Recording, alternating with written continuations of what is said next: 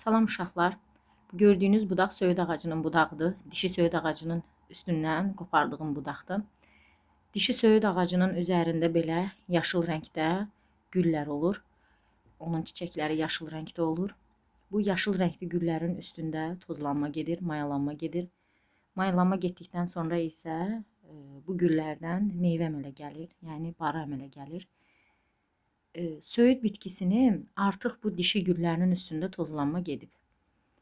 Üzərində tozlanma gedib, tozlanmadan sonra mayalanma gedib və mayalanmadan sonra isə belə tükcüklü meyvələri yaranıb.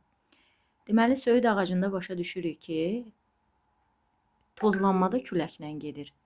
Toxumun yayılması da küləklə gedir. Söyüd ağacı iki evli bir bitkidir.